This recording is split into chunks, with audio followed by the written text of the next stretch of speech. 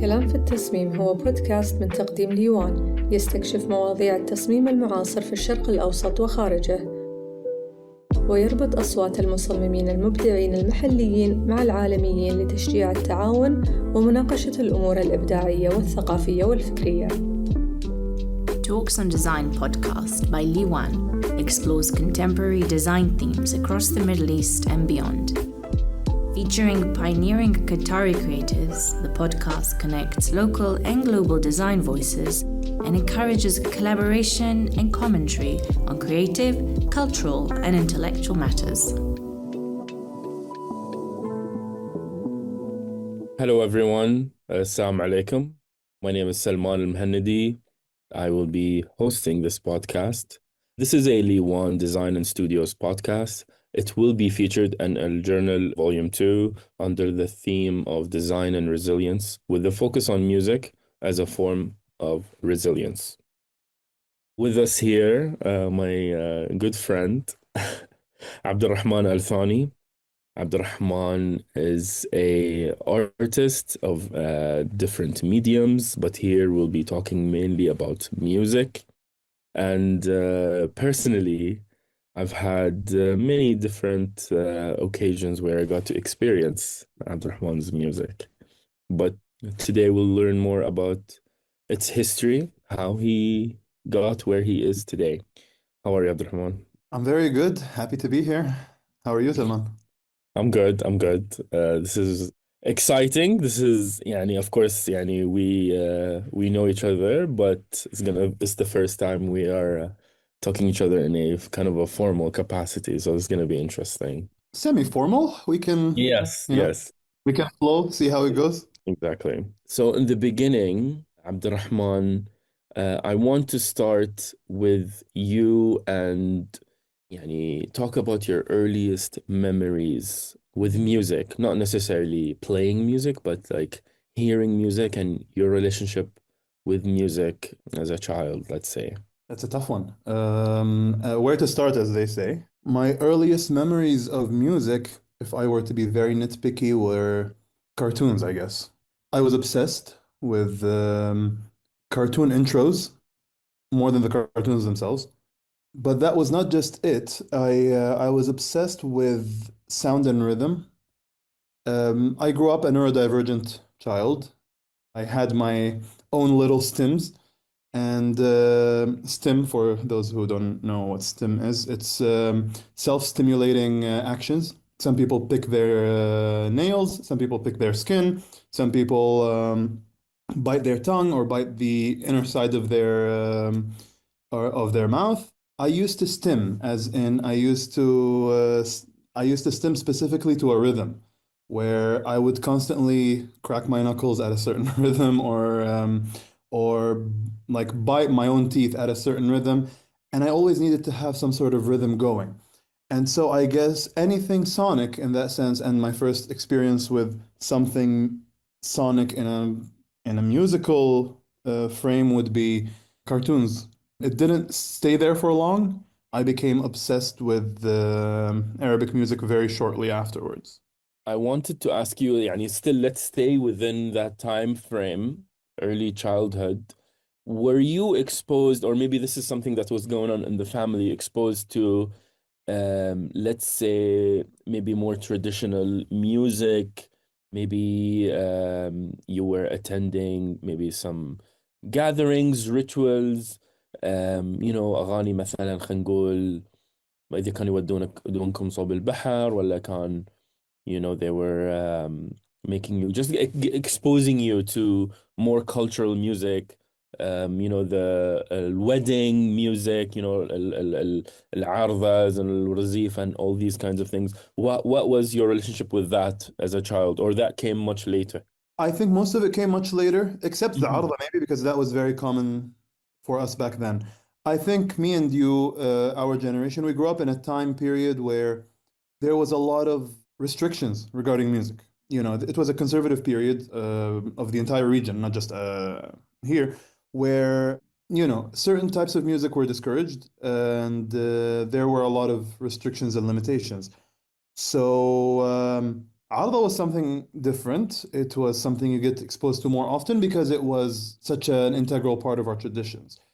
And it had only percussions. There was also that element. Percussions were considered less of an issue when it comes to these restrictions. So no, I would say as a child, I had very limited access to these things, aside from TV, obviously, and radio and these things. Uh, we would, like most of us, I guess, in my circles, we would get exposed to music through TV and radio. Yeah, like did you witness some family members or cousins, that scene where they stay close to the radio and let's say Abdul Halim or Kulthum would be playing. Um, I Yeah, remember, my aunt, she's very much older than my father. That was like her thing. Like she would be sitting in the living room and then there would be that radio with the leather yeah. covering, you know? I think most of our Uh, elders had the same radio. yes, yes, yes. Yeah. I remember those radios for sure. I remember those cassette players and how, you'll find different people around you have different cassette collections. And there's always, I have a memory, I don't know who it was, but a relative of mine had a little chest, like a wooden chest, that was like their little treasure. And it was filled with cassettes of like Muhammad Abdo, Asala. Wait, I don't think Asala was that popular back then. But Muhammad Abdo, Abdul Majid, Khalid Abdulrahman, like those Was very, Mihad Hamad in there? oh, for sure, for sure. I think around the time I grew up, there were like a lot of these staple names that kind of just like made one mark and disappeared. Mihad Hamad, Khams al-Hawas, and I think there are these names that kind of just like made one thing that like dug its claws into your memory. Like if you play Ammane to anyone Oh, in our generation right now, they will have an aneurysm and just collapse, because like it will unlock so many memories that they didn't know were there. like 100%. Um, I want to push a little further in time around, let's say, maybe, the teenage years. So, um, what was different around your music taste, let's say, around that time? And just describe, let's say, the sonic landscape that was around you, Yeah. إعدادية years, ثانوية almost. I think around that time, the internet started becoming more accessible for a lot of people. Yeah. I would still sneak some downloads without anyone noticing on the family computer of like, Hamad Abdo and Hamad Abdo will be brought up a lot, by the way, in this conversation because my teenage years were revolving mostly around him and Kulthum. And so like, like you find tarab.com or there were multiple versions of Tarab with different like ways of writing it, and they're all different websites, and they're all providing you with the same types of music. But that was kind of the revolution for me and a lot of people like me, I think, of having so much access to music.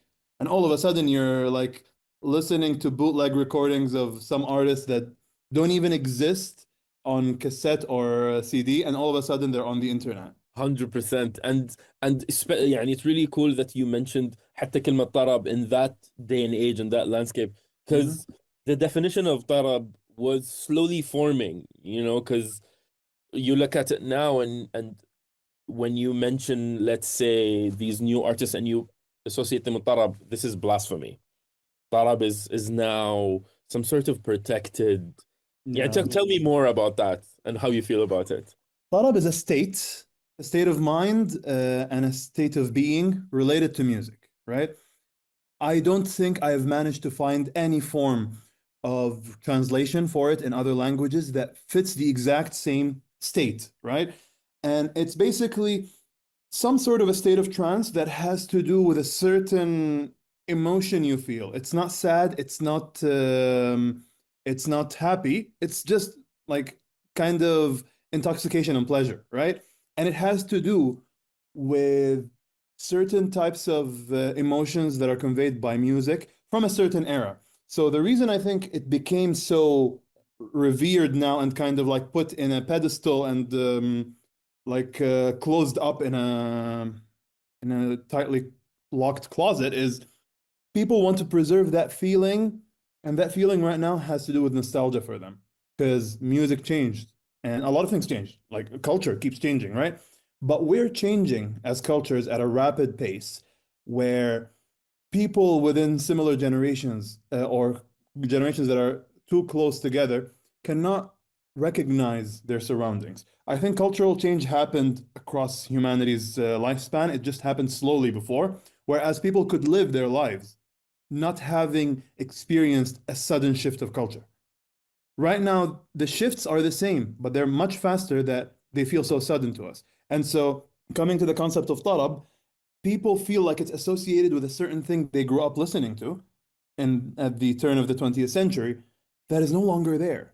It's shifted so much. If we didn't have technology, maybe this shift would have come, but at a much slower rate.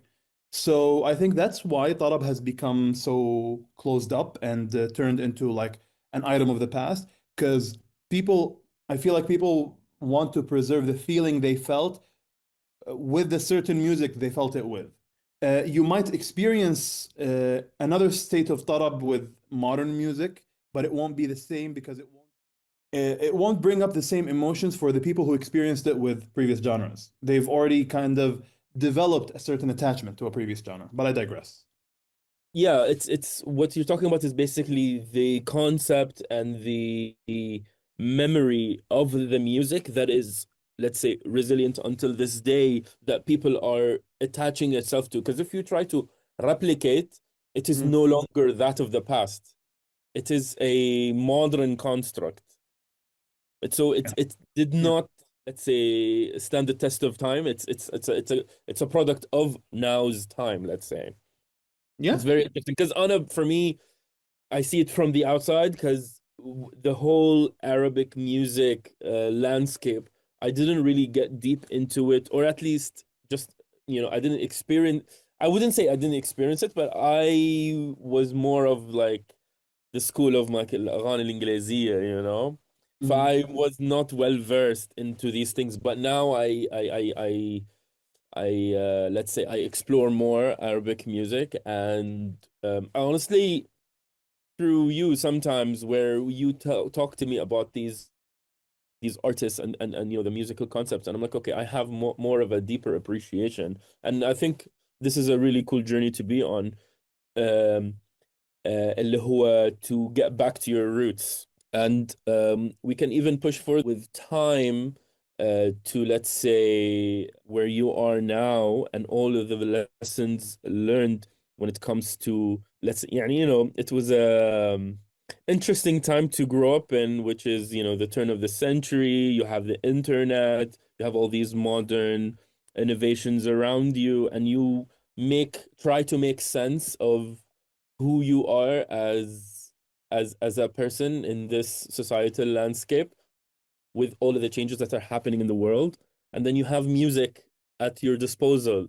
So like, just tell me more about what's going on, or like, how do you react to that sentence, basically? Where do I start?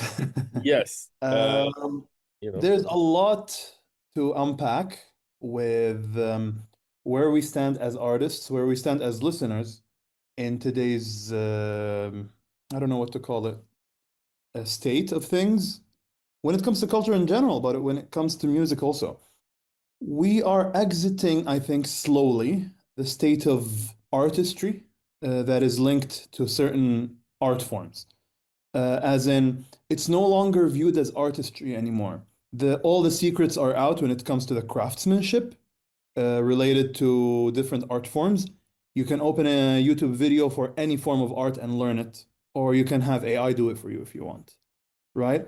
So we're now entering the state of content creation, right? I don't want, at the risk of sounding very cliche, but we find it difficult right now. And I say we, I don't know, I feel like a lot of people find it difficult, and I find it difficult also finding other people who are not finding it difficult to create art that is presenting a new idea, or that feels like an artist doing what they want for the sake of what they want. If you find an artist like that, they will probably not be on the algorithm, right? What you will see right now is the algorithm dictates what you can produce and what you can actually spread. Whereas before things were a bit more egalitarian, people could do things for themselves. I'm not saying this doesn't exist in the past. Definitely, there were businessmen who guided the music industry and who and labels who created artists for the sake of what sells. That existed in the past, for sure. But it was not as fast-paced and as mass-produced as it is today. Whereas now, it is very difficult for you as an artist to find your niche, create within it, and sell, unless you somehow formulate it according to what the algorithm wants. You need to create content out of it, right? If I'm a musician, I'm not gonna make it just creating the music I want and publishing it on I don't know like DistroKid or something. That's DistroKid and these platforms. I'm not to name call, but like they're also part of the symptom, right? You're no longer dealing with record labels that print your music on a CD and publish it. You're dealing with the streaming services like Spotify and Apple Music and what have you, and that means the physical labor that goes into making all of this art is reduced, but so with it gets reduced your share in the art you make. And the threshold between you managing to monetize your art is becoming much higher. So you as an artist cannot actually be an artist full time. You need to earn a living some other way. There are other economic factors, obviously. You know, the cost of living used to be much cheaper back then. You could earn less even as an artist and do whatever you want and not earn as much, but you could still have some sort of a decent living. Now you cannot live as an artist unless you're like a nepo baby and you come from money, or you somehow make it big. Sorry, again, this might be like a controversial statement, but that's the reality. Like you need to come from money in order to be an artist full time, or you need to somehow hit the like once in a million jackpot. And so that, I think, for me, reduces the chances of people actually making art from themselves. And I'm not here saying, just to clarify, I'm not here saying that there's a certain form of art that needs to be there, that everything needs to be original. No. Like generations upon generations of artists have copied and got inspiration from previous forms of art. That is all good and dandy. Could be a form of homage to a Yeah. previous And no art is fully original. I don't believe in total originality. We copy from each other. Every kind of art, you're sampling from nature itself. We didn't just come up with these sounds; they exist in nature, right? But my thesis here is that doing art for the sake of expressing yourself is semi-impossible now. Okay, so this is a really, يعني, as people can say, it's a hot take.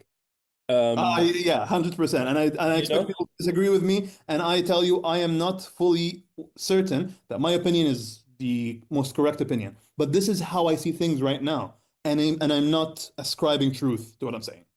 In this day and age, you have the accessibility of the internet and technology. One could argue that as you go about in life, you can produce. Let's talk about music here. You can pick up your laptop, open GarageBand, create music that, let's say, expresses how you feel. And then you also have the independent tools to publish on streaming sites for a very low cost. You don't have to deal with a record label. And then for the world to experience. This accessibility allows the everyman to express, his or like, he's able to express himself musically or in an artistic way with these tools at hand. What do you feel about that? I think bringing egalitarianism back into art is part. I know why you're smiling. I promise I'll make it understandable. I'll bring the point home at some point. Making music egalitarian again, at the risk of sounding like a certain politician, I think is a win. It's definitely a win. And the reason I say that is music was always egalitarian. Music was always about the practice rather than the performance, right? The beauty of the practice was that it was communal, but that's we're talking about previous societies, right? Like probably hundreds and hundreds of years ago, where music was always about practice. It was a communal thing. You didn't have to be a very heavily skilled artist, you know, in order to do it. And that was a magical thing to be part of. But then music became about performance, where you needed to acquire a certain set of skills. You needed to perform for an audience. You needed to have a prerequisite in order to enter the state of being a performer, right? And I think now we're finding a way back, but you're still having to perform a little bit, but it's the threshold is much lower, but people have more accessibility. What I would love to see happening going forward is people also being able to shed the label of performance and see art and music in general, and music in specific, as a practice, not as a performance, as in we're doing this to be connected to something within ourselves and to be connected to others, right? It's a form of expression that we want to do for ourselves. And to me, that's the most proper form of resilience. My music to this day is, let's say, resilient because not because I perform and publish for people, but because I managed to find the moments of magic where I am practicing music with friends. I am playing oud or singing off key with friends, and it's not perfect. And the more I make mistakes, the better it is, right? Because I am not performing for anyone. I'm just having fun. As much as it sounds cliche for me to just say, oh, music is about having fun, but like, what else should it be for? I see common themes here with what you're talking about with music that is born in areas of great distress, revolution, wartime, civil war. Also, what comes to mind is basically punk music, which is like, anti everything. Mhm. And I want to know if okay, yes, you're experiencing this. Um, can you maybe pinpoint, let's say, certain individuals or points of time where our region, Al Khalij, let's say, or maybe Qatar, have seen something similar, where there are these outliers that used music as a resilient tool? Or there could be examples, or maybe there isn't. That also say both cases say something, to be honest. It depends on what kind of points of resilience or like are we talking about? Like, because a lot of people kind of ascribe this theme to political Yes. revolution and these things. Yeah. And I would say that's not a common theme for our region in terms of like having these, like, you might have it recently, but in the past, it was more along the lines of, we talked about Arda, for instance. Arda is, it's basically a form of music that is all about resilience. It's there to give you spirit to fight your battles, right? It's the kind of music people would do to hype themselves up before war. Another form could be, music of the Poetry, sea, maybe. Oh, yeah. Nahma, or Nahma, Fajri. yes. These Yes. these were born out of strife, right? Because those are tough times that these seafarers were dealing with, right? Some of them go and don't come back. Seas can be treacherous to a lot of them. And out of that is born a tool of not just resilience, but also something to self-soothe, right? This is something to let you, like, to help you kind of push through whatever you're going through. And a lot of these music types come from that theme. But like, do I know for certain that there's a certain event or a certain like I don't know, musician that made a big I guess sorry, left a big mark when it comes to music as a form of resilience or revolution? Hard to say. I wouldn't know, and I'm not sure this kind of history is very clear to us. Yeah, that's totally fine. Because what comes to my mind right now is how all of the, let's say, the music that is born from strife, as you said, let's say during the pearl diving era, there was no specific artist that popular, let's say, that stood out from that period. There were artists later on that popularized مثلا for example توب يا بحر. في الفنانة الكويتية ما يذكرني اسمها الحين but المرطة. عاشا المرطة. Yeah. So like it's not technically her song, but then she became some sort of personification of the let's say grieving mother at the shores of the Gulf, waiting for her son or her family member to come from these pearl diving trips. Now we have Mansour al-Moahnnadi, who also personifies An-Naham on board the pearl diving ship in on their voyage. So I feel like it's really great for us to have names like that in this day and age, so that you can at least have some sort of starting point for that type of music, because I believe it's definitely worth having a closer look at that specific genre and see where we can take it from there. Of course, the hardships are no longer there, but then the art form, the practice, how can we take it from where it was to today? Yani, it's what when we think of music that is born from hardship, we think of the blues from the African slaves in the United States, and how it kind of like evolved as a genre. So do you foresee, or what do you feel, or what do you envision from that particular genre of music, how it can go forward? Or would you want to experiment with that? Wait, are we talking now about how do I see these types of music going forward in this day and age, or whether I see it in my practice? Both. Would you want to? You can answer that first, and then you can kind of like go with your imagination. Would I want to? I always want to. Would I do it? That is a question for time to tell. Yes. Because my practice is, as much as I would like to think it's otherwise, it is a bit with the flow, right? Whatever works, works. I don't think I've stuck to a certain way of doing things when it comes to music. But yes, I would say these genres are a form of inspiration for me.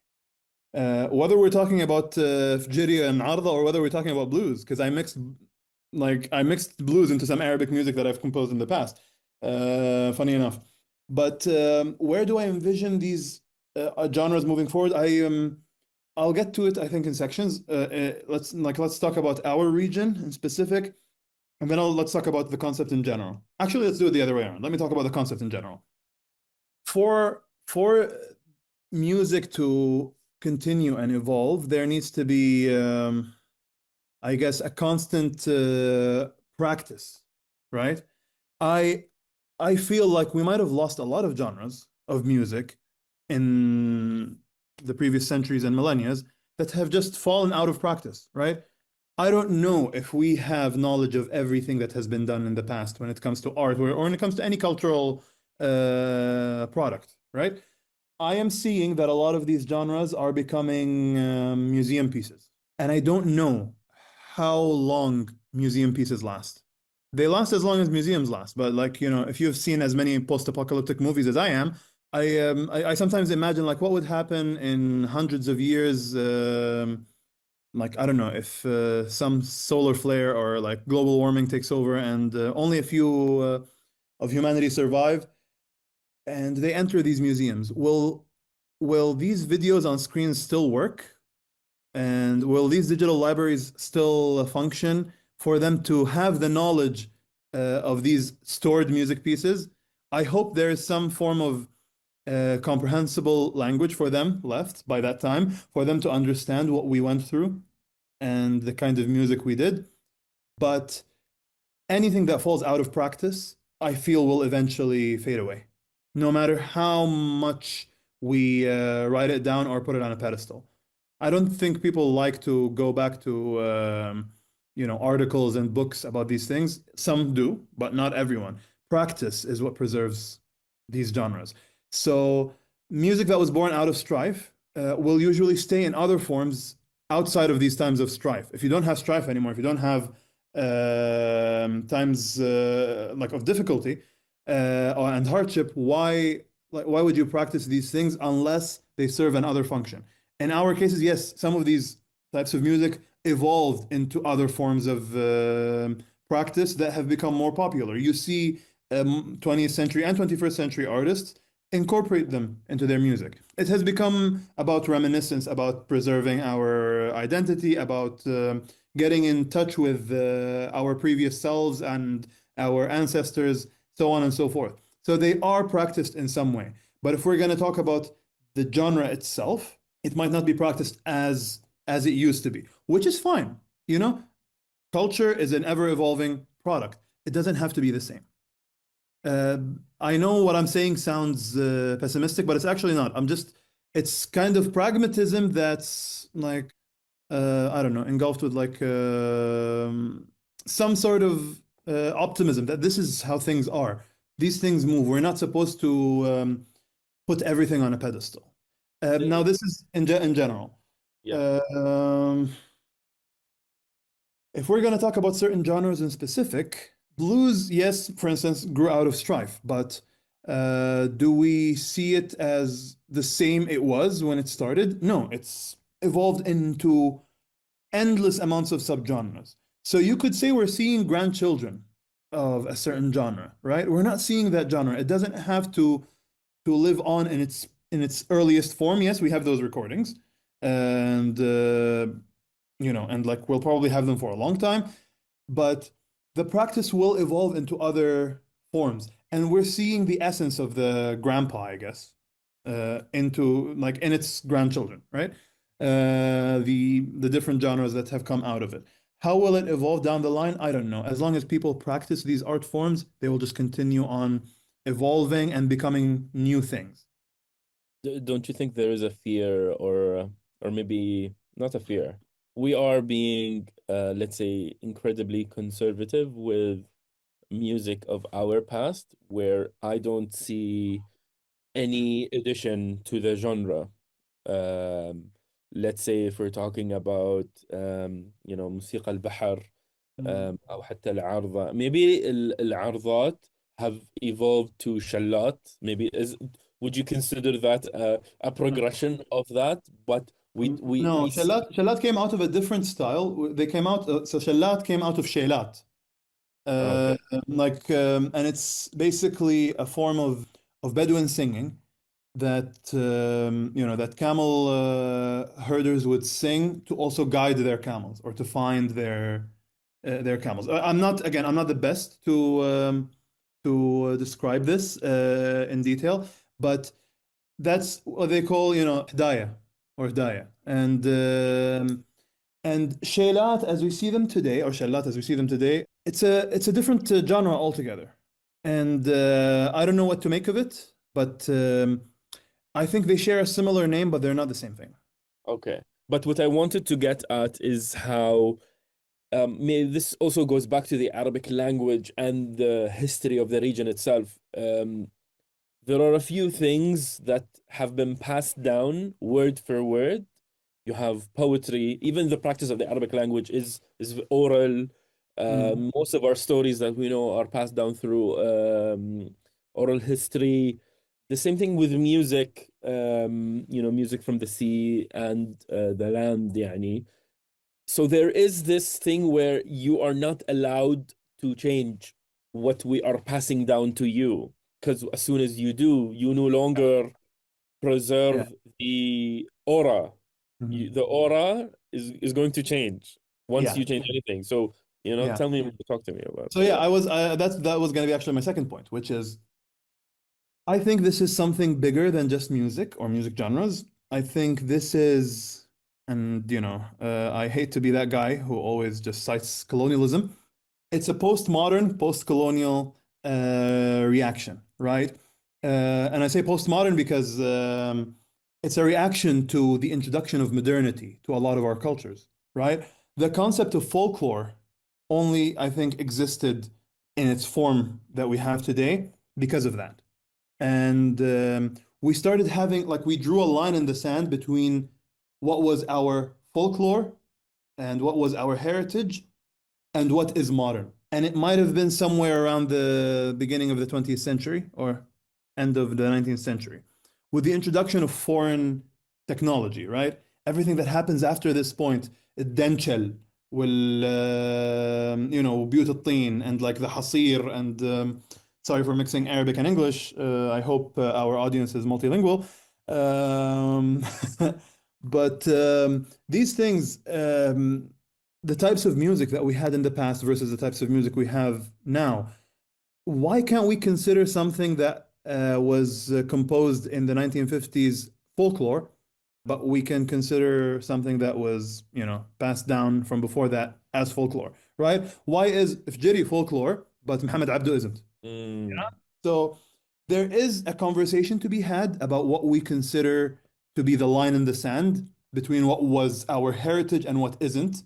And does that mean that going forward, centuries to come, we will not have heritage of the 20th century? We will not be considering it heritage? Because it is heritage. If you think about it in the concept of this is a past product that has seen iterations later on in the future, right? This is a previous iteration of how we used to do things, of how we used to do music, how we used to do architecture, how we used to do visual art, how we used to talk, how we used to cook our food, right? Yeah, I'm sorry. That was No, it's really important. yeah. No, I totally get it.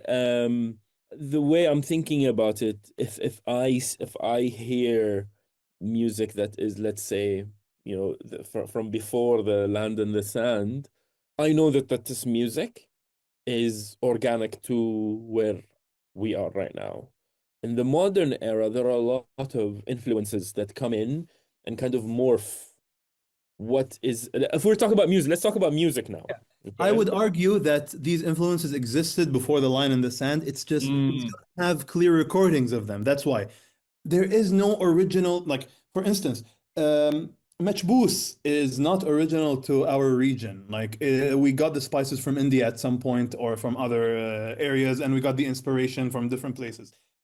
I've discovered that people in India and Pakistan do the same exact style of vermicelli as the balalit we have, for instance. I have discovered that the form of fan al-sawt that we use today, these percussions probably came from another region, like north in Iraq, not in our region specifically, which is, you could argue it's all the same region, right?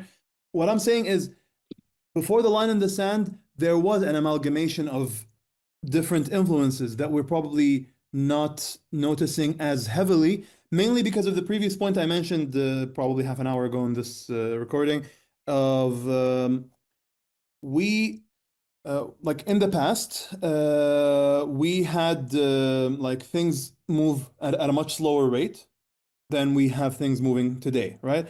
It's the fast movement of things, technology being so foreign, and the shifts in life and utilities of life that we're using, right? You have AC and electric ovens and cars and flying vehicles taking you thousands of miles away. That didn't exist in the past. In order for my great grandfather probably to move from Doha to Dkhan or from Doha to Al Khor, he would need an entire day or more, right? With probably, a stop along the way to camp and rest, right? I can go to Dkhan in half an hour if I'm fast enough, but all of that changes our perception of a lot of things, including cultural influence.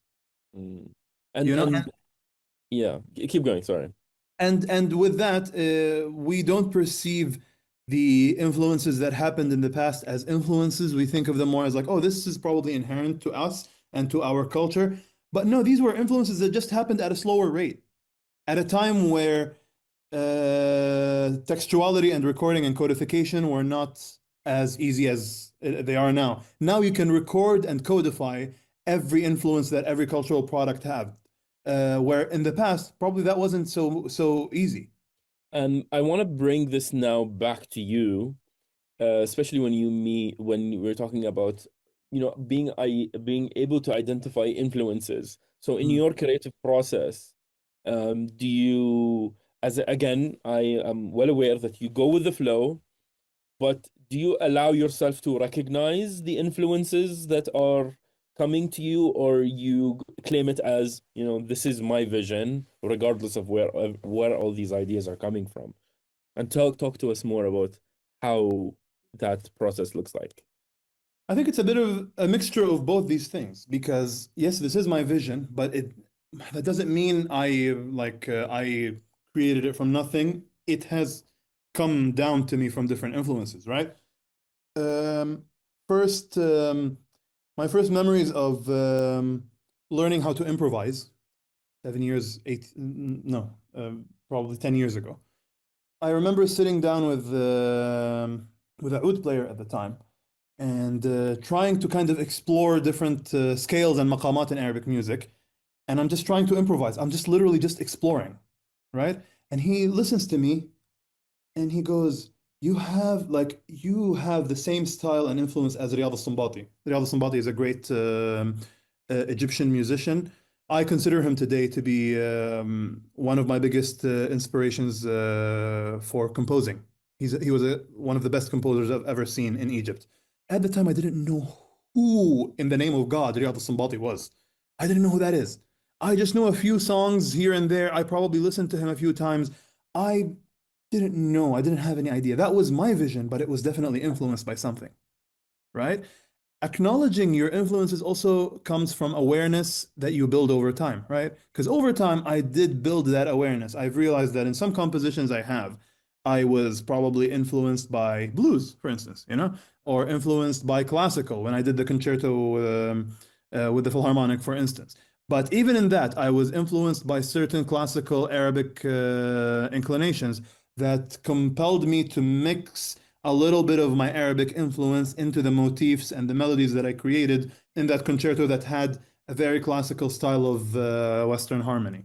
I would say that existed also when I did the Revelations, for instance, because yes, that was in basic terms some form of a classical Arabic improvisation that was mixed with a lot of ambient motifs and drone melodies and so on, and a lot of power chord uses that I have gotten accustomed to from listening to rock and metal, right? I've used a lot of power chords in the second Revelation, for instance, and I loved it so much because it just like these big strums reminded me of listening to guitar strums when rock or metal guitarists are doing power chords, right? I can't say I got inspired from a certain song. It's just I have felt these sound techniques from different places and different genres, and that inspired me.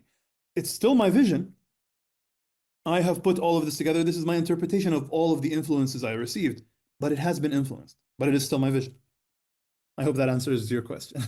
Does answer, and you mentioned, and we can even have a counter for how many times you've said improvisation. So like I want to know more about the value of improvisation for you, as opposed to, I believe the more traditional way is to actually follow a specific path, or let's say your notes, or there's a specific way of playing, or is this a trait of oud? Tell me more. There is no one straight answer for this. I'll try to provide multiple answers that kind of summarize. But improvisation is big in Arabic music, and they call it taqasim, but I've always had a gripe with Arabic musicians who call taqasim improvisation, but then asked you to follow certain motifs. They're like, oh, you need to start your improvisation with this style of melody. I'm like, but that's no longer an improvisation. So it's an improvisation in the sense that it has loose tempo, it doesn't have a tempo, and you kind of get to choose from a menu. But the menu kind of is predetermined. And so I tried my best to exit the menu as much as I can. But in general, improvisation doesn't just come out of air, out of thin air. It comes out of this massive library in your brain of constant practice and exploration and previous melodies you've heard, right? So you develop enough until you have an entire language and an alphabet at your disposal. that you can just call upon. What I have struggled with, and to go back also to answer the question of where do I see, like, I don't know if that was kind of where you're going with the question, but like where do I see improvisation in my practice? I used to call myself an improvisation artist before. And that's not because I thought I was the best at improvisation or anything. It's because I really wasn't comfortable with any other forms of art. I wasn't comfortable with learning songs. For the first 5 to 7 years of my artistic journey, I hated learning covers of songs. I really, really hated it. I wanted to make new melodies and just explore and improvise. And that's about it. Like, I felt more free and it felt more easy for me. Like, it felt much easier for me to just improvise rather than stick behind the song and just try to learn every melody. I found it more difficult to discern a melody that someone else wrote. And I considered it a weakness back then, but I think it's also a strength, right?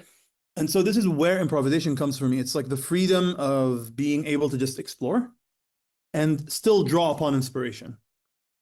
And what I've tried to do was follow a formula where I still will utilize whatever rules that that exist in Arabic music, to be specific, but in other forms of music, but use them as tools rather than paradigms.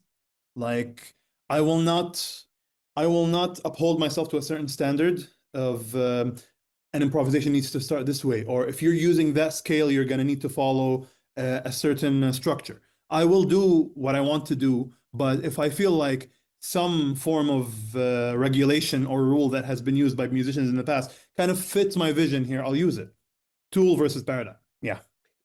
This is really interesting, and I want to ask because I am aware that yes, you do a lot of improvisation, but there is also a lot of improvisation in jazz. Is there what do you see there, يعني, between Arabic music and that genre اللي we usually attribute it to the West, or let's say Yeah. specifically United States? I think jazz came out of Africa, just like blues, The just like African American artists? yeah, Is that what no, you not mean? even African American. I would say I was speaking with a fellow artist recently who told me that her research has led her to like the mountains of North Africa, where she went and found religious ascetics and like shuyukh who had this form of early style jazz as their own version of religious singing. You know, you see these early bass lines that people developed, like early jazz musicians developed in the US, and they took it from that. Well, again, that's according to her research. But I don't know if that research is published or if I'm at liberty to talk about it, but I'll just stay there. But I found that to be very interesting. Jazz, as we see it today, has evolved into a concept, not a genre, where it's basically the exploration of how much can you push within the rules of melody and harmony, right? You have certain levels of music theory where you're just learning certain like scales and certain harmonies, how you can mix and modulate between them. The more you evolve in it, or the more you kind of complicate it, the more you dig into jazz theory. This is why some people used to like joke around by saying, you know, like if your cat steps on a piano and it's like produces like a random melody, a jazz musician will just like pop from a corner and say, "Oh, that's an A flat minor 7 flat 9 or something," and they're gonna come up with like a random number that fits a certain chord that that cat played, which honestly is not far from the truth. It's an extreme level of complication in the layering of harmonies and the layering of melodies that at some point you're just going to complicate so much that it's going to seem random. But there is extreme craftsmanship in it that honestly I still shy away from jazz and incorporating that level of complication into my music. I think that's something that needs its own state of mind, where if I were to go there, I will need to be in that state of mind. That's fair. That's fair. Maybe in the future, we see that experiment happening. So I want to expand beyond the self with Abdulrahman and more of the community. So we know now a lot about how you think about music and the world around you. So now I want to know if you had any experiences with collaboration within the Doha community in terms of art, or what if you, or maybe they have borrowed your music for their artistic platform. So talk to me more about that. I can't say I'm a very social artist. Even And though music is very social and communal. I am social in the communal sense, not in the industry sense. Okay. And that's, I think that's by design. I find myself, I think I might have had this conversation with you recently where I wanted to stop calling myself an artist for a while because I didn't want people to think, oh, this is a producing artist who's gonna look who's like a good citizen of the music industry who produces all the time and just like does collaborations here and there. Because I wanted to regain the magic of music for me, right? But I think it was funny that like it was argued for me that no, you're still an artist. It's just you don't want to be a professional artist. You don't want to be in the business of music. You want to be in the practice of it. And I think that kind of translates into my history of collaborations. It's very sparse and it's far in between.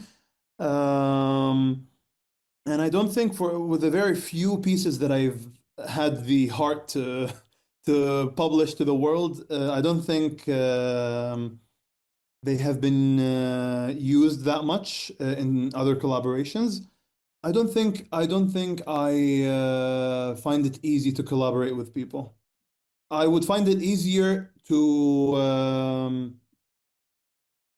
kind of do these kinds of collaborations in a free-flowing setting.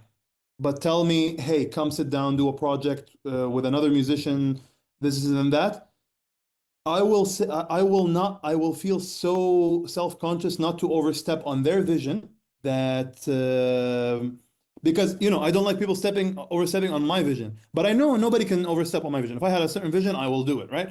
But I always kind of find the musical practice so sacred, which is, it's not necessarily like this is over romanticization on my part that I need to work on. But I find it so sacred that in collaboration, I will always try my best not to overstep or not to overshadow someone's own vision, which is why I end up being passive in a lot of collaborations, or sometimes prefer not to do them at all. Fair enough. Okay, I do want you to highlight let's say the current music landscape in Doha. From your perspective, I feel like throughout the years we can identify, who's doing what in terms of music, in terms of singers and all of that. But in this day and age, I feel like there's a lot of maybe emerging artists or artists that in the field of music that deserve, let's say, some sort of spotlight in your view. I mean, of course, you deserve also spotlight. But then who around you, or who do you observe? Who are you keeping tabs on? Let's say in Qatar and the Khalij, if there are any. That's and that's the problem, isn't it? I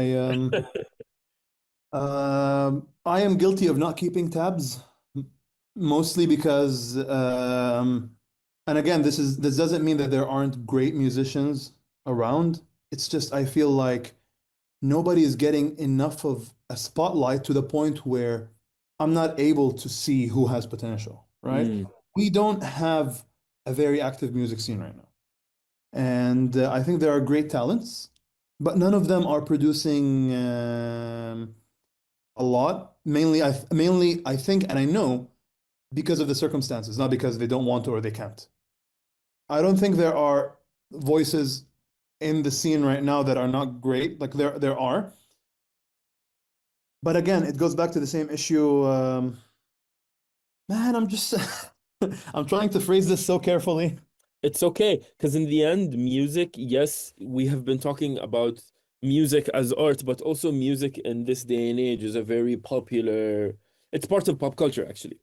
So there's a lot of musicians or singers that are rock stars, you know. Who is someone that you are still till this day who's يعني a new artist, let's say, or maybe still making music that you're keeping tabs on? You're not gonna like the answer, but honestly, no one. Okay, that's fair enough. But that's not, again, that's not a statement on the art scene. That's a statement on where I stand in my listening and my and this is more of a statement on where I am as a listener. I sort of live in the past at the moment, and so I don't have a satisfactory answer for that question. That's also fair. Okay. I want to talk to you about the last point here, to talk about the piece you're working on. And if you can, share a few insights about it, what is going through you as you're producing that piece, so that the listeners can kind of like, as they're listening to it, or maybe after listening to it, can hear from you. This is a very elusive piece, honestly. Just like most of my music, I will probably finish and publish that piece without being satisfied with it. It's a complete shift from everything I've done before. It kind of, for me, started with like this eerie sense of anticipation. I started working on it in the beginning of the year, and the theme was eerie and somehow, like, how do I say this? Meditating on an uncertain state of events. We've had a wild year as a global collective. And I think this is where I was mentally when I did it. It was not a negative piece, but it is eerie. As in, I was meditating on a very volatile state of things. And this is why I called it a meditation, funny enough. And in the beginning, when I thought I wanted to do a meditative piece of music for a while, but when I thought about it in the past, it was more along the lines of it was going to be something tranquil. But then when I started working on this, I've realized that none of my meditations felt very tranquil. They felt very tense, and I was like, yeah, embrace that. Sure, why the hell not? And that's where this came from. This is part of probably a trilogy, if not more, of pieces that will have the same theme, but this is the first one. And I stay away from anything Arabic in it in terms of instruments. It's mostly synth and a little bit of guitar. And so this is a complete new genre of exploration for me. I am departing from what I've been known to do in the past. Which for me is also a statement on people who kept referring to me by my main instrument, which is oud, where I have to tell people, hey, I'm a composer, not a oud player. I'm a composer, not a oud player. And I think this is the first time right now where I'm just trying to showcase that this is my practice as a composer right now, and this has been my practice as a composer in the past as well. It's just that oud was always there for me because it was my composition tool. But it was just that for me, a tool. It's not at the heart of everything I do. The heart of everything I do is theory. It's the composition itself. So it is your pen to your paper. Yeah. Oud, typically. Yeah. Okay. يعني we're nearing the end. Is there a specific piece of music that currently, let's say, reflects your current phase in life? I can give you an entire playlist of Khalid al-Mullah. This is Why where why Khalid al-Mullah? I mean, we're talking about music as resilience, man. There is a lot of resilience to be taught in the music of that community, right? The like the Khaliji community of Samrat, of Jalsat, of Adaniyat, and these things. This is where music is as a practice. It's a beautiful combination of both performance and practice. These people are skilled, but they're also doing music as a practice. They're not performing for you. They're not just doing it as a performance. They're enjoying it. You're seeing audience and singer performing together, right? And Khalid al-Mullah for me, it's like hits the spot. Like he sings for himself, right? He does whatever he wants in the song. Can that be compared to you as a person who practices music now? You are not shying, you're stepping away from performance. I wouldn't dare compare myself to Khalid Mullah. I put him on too much high of a pedestal, but I would say that compares to where I want to be. If that feels more accurate. Beautiful. Really, thank you so much, Abdulrahman. I had a really lovely conversation with you. And also thank you Likewise. for the listeners. And this brings us to the end of the podcast. Thank you all so much. Thank you.